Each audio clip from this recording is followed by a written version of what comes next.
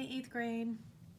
I want to start off today by saying nice job yesterday on your notes and your homework. I got work from almost everybody, and if you were missing, maybe you didn't include a picture of your notes or something, I wrote you a note to remind you, just so that you're aware. If each assignment is about 10 points, it's 5 points for copying the notes and sending a picture of that, and 5 points for the completed homework. So be sure that you send me a picture of both so that you can get full credit. Okay, so today we're moving on to 1-2, Chapter 1, Section 2, and it starts on page 9. Okay, and we're going to be talking about irrational numbers and square roots. So, irrational numbers. This is different from yesterday. Yesterday we were talking about rational numbers. So, irrational numbers are numbers, and again, write out the word if you won't remember what this is, right? So, numbers that cannot be written in the form of a fraction, like a over b, where a is any integer, and b is not equal to 0. Real numbers are also in this lesson. These are both highlighted in your books on page 9 and 11. Rational numbers and irrational numbers make up the set of real numbers, okay? So if I was to take, I want to make sure I'm on screen, the first one, irrational numbers,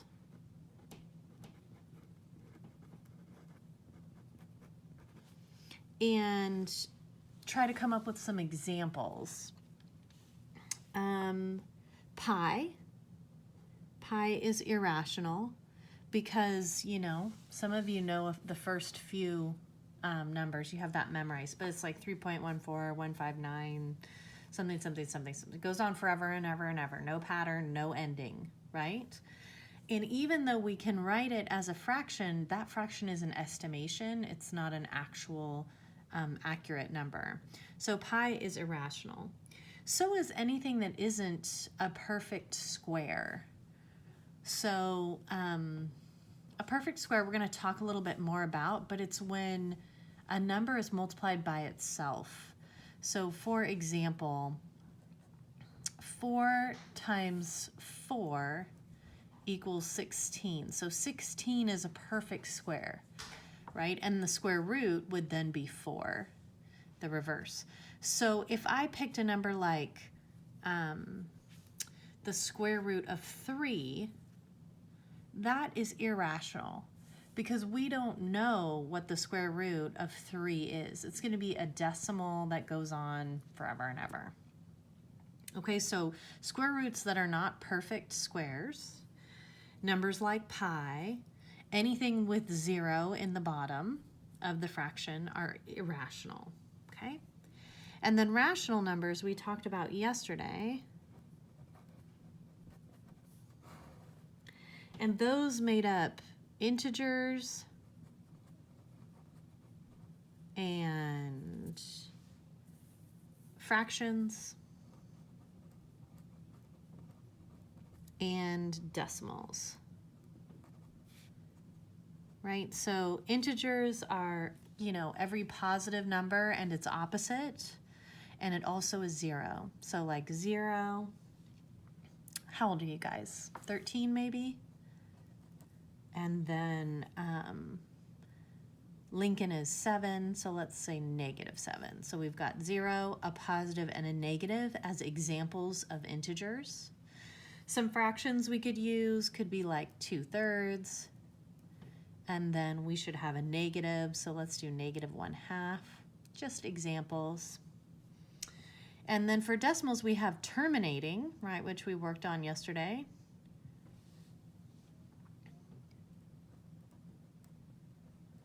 Like 0.75. And then we also had repeating.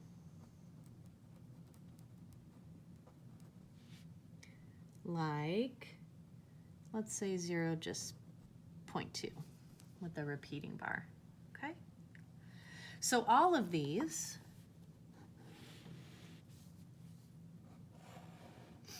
are real numbers.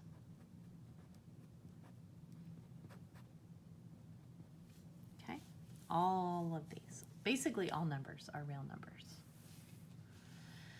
All right, so the next section, we're going to talk about squares.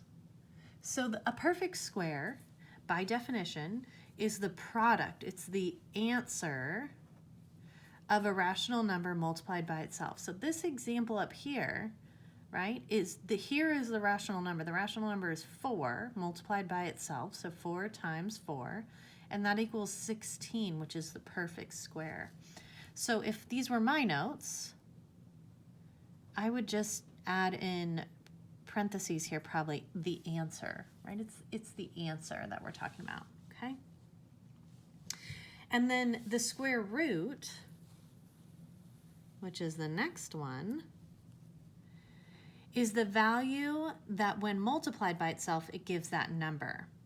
So the square root would be 4. So it's actually like the problem, okay? It's the factors that are factored, right? That are multiplied by itself, okay? So this one's the answer, and this one is that original, right? The 4 times 4, okay? The symbol that's often used for square root is the square root. It kind of looks like a division bar, but it has this little extra tail, and sometimes it has a 2. Like on a calculator, it would have a 2, okay? So let's try an example. Find the 2 roots of 25. So this is something you're going to see in your book, okay? So 25. If we take 25, and I'm going to use the symbol, right, the square root symbol, that means I need to think of what 2 numbers, when I multiply together, equal 25. And maybe it was a super long summer and I didn't do any math, so I have no idea, okay? So I'm just going to start then at 1. 1 times 1 is 1, 2 times 2 is 4, 3 times 3, 9, 4 times 4, 16, 5 times 5. 5 times 5 is 25. I didn't even have to go that far to get there. So 5 times 5. The question asked for 2 roots. So 5 is the answer. We don't write both 5s, right? This is what you think in your head. What multiplied by itself gives us that, okay? But since we're in 8th grade, this probably worked up until now, but since we're in 8th grade and we're using rationals and irrationals, we're also going to include negative numbers, right? We're talking about all integers.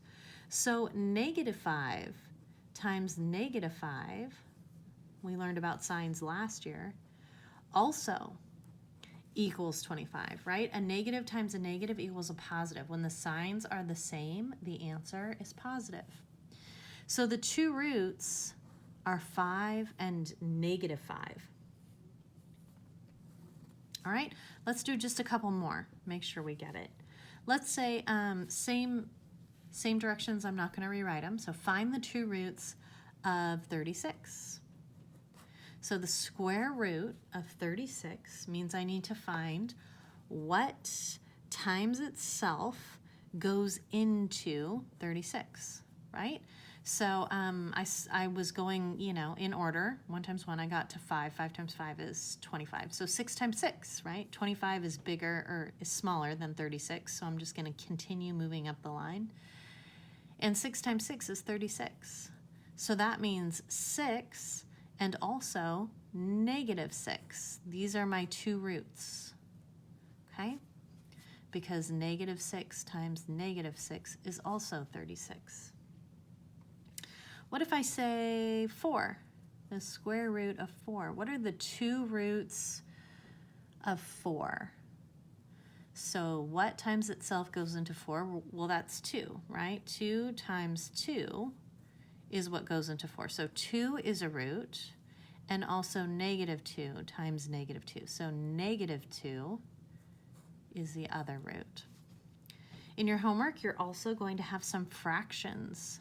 some fractions. So it might look like 1 over 16. Sorry, I didn't realize I was off the page there. Okay, so if I am trying to figure out how to get 1, right, that's a 1. So that means on the top I'm going to have 1, because 1 times 1 equals 1. And on the bottom, to get 16, I'm going to have 4 times 4. So the fraction I end up with is going to be 1/4. And I'm going to have a positive 1/4, and I'm going to have a negative 1/4 as well. Okay.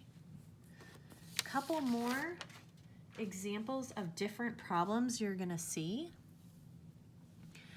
For examples like this next one, you're going to estimate the value of a square root that is not a perfect square. Okay, it's going to be between.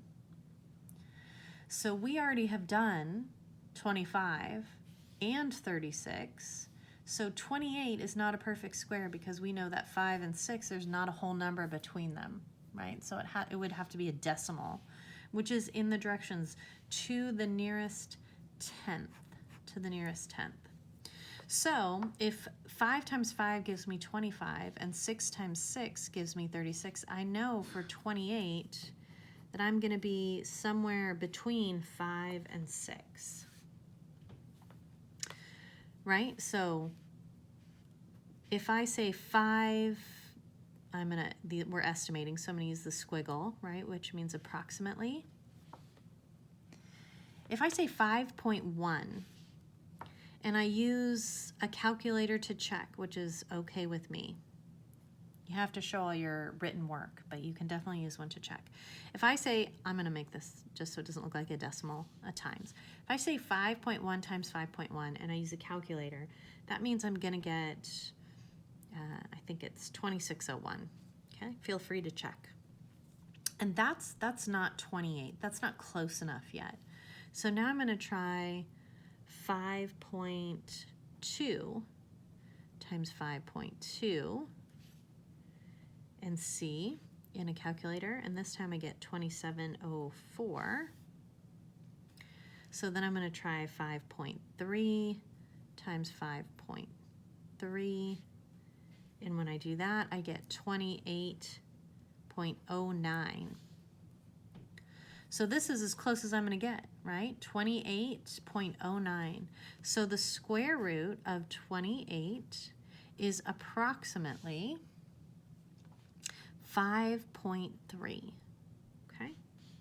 And when we're estimating, we only need to use the positive. We only need to use the positive for answer. We don't have to worry about the 2. We only did a positive and a negative because the directions said find 2 roots, okay?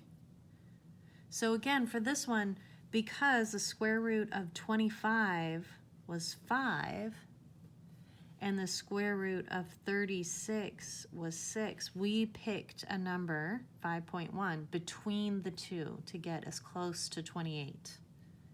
All right, so you're going to have a couple of these in your homework. And then similarly, you're going to compare one that is in a square root and one that is in a decimal. Which is bigger, the square root of 18 or 4.4? So the square root of 18 and then 4.4.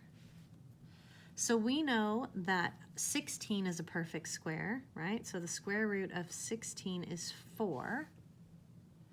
And then the next one would be 5, right? So 5 times 5 is 25. So the square root of 25 is 5. So 18 is between 4 and 5, but it is much closer to 4, right? It's only 2 away from, 18 is 2 away from 16. So it's probably a low 4. So in a calculator, I'm going to try and see what I come up with. If I use maybe 4.2. 4.2 times 4.2. Go ahead and do that in a calculator.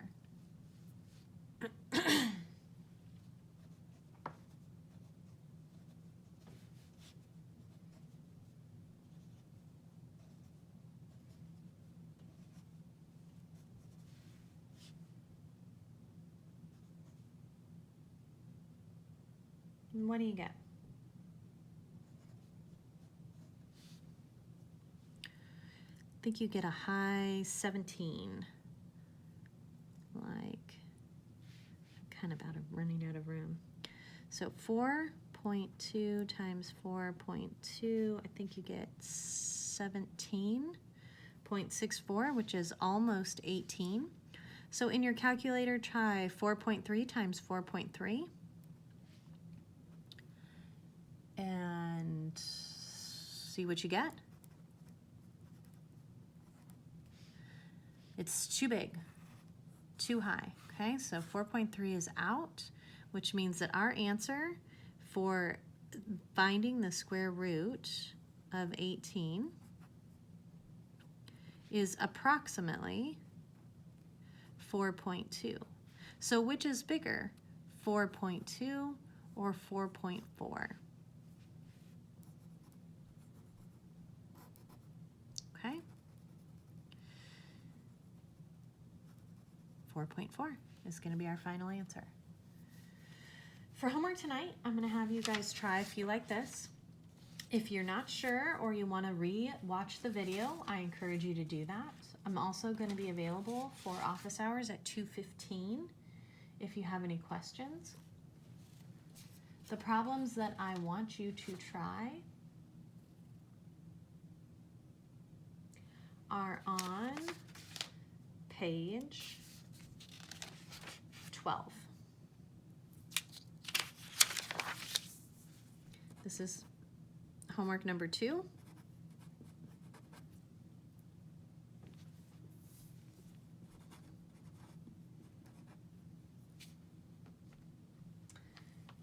And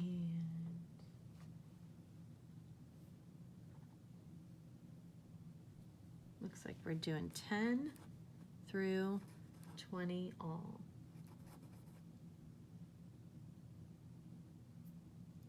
Okay, numbers 10 through 20 also. 10 problems.